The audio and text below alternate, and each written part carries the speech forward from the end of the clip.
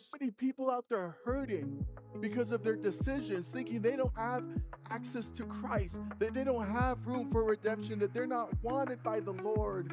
He is jealous for their soul, and your witness matters to them.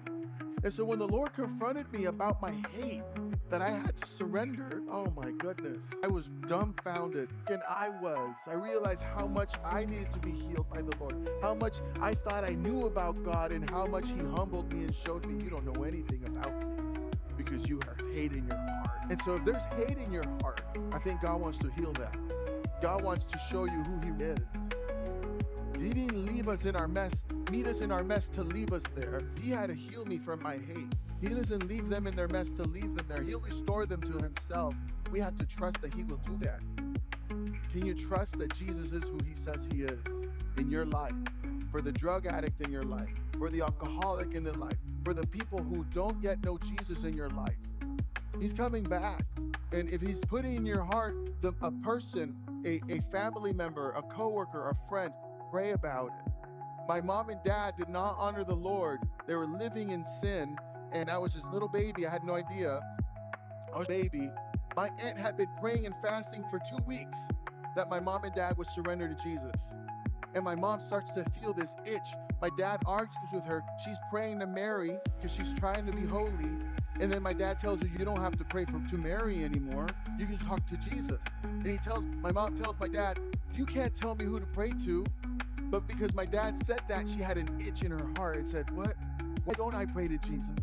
She knew Jesus a certain way, and she thought she needed a mediator to get to Jesus. She was shocked. What do you mean I can pray to Jesus? 2 weeks, they have no idea my aunt's praying and fasting for their salvation, for my dad to come out of his backsliding, and for my mom to surrender to Jesus.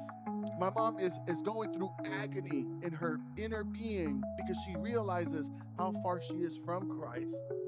And then she says, I'm going to start looking for a church. She puts me in the stroller and says, I'm going to go look for a church. To my dad's like, wait, it's too late to go to church, 1 o'clock. We'll go next Sunday to my sister. Her husband's a pastor. We're going to go to their church. And my mom had no idea that these people were interceding for her, that they were praying and fasting so that my dad would come back to Christ and that my mom would surrender to Jesus. That's the God we serve. That's the Jesus that we preach. Will you trust Him to use your story, no matter how broken it is, to lead someone to a gospel conversation? Will you trust Him that if He's put someone in your heart to pray for, that you would surrender that and say, Lord, I will fast for this person's salvation. I will pray that you change their life for the better, that you would show them how marvelous you are and how much more you have prepared for them. Your witness matters. Don't wait to bring them to church. Your witness matters.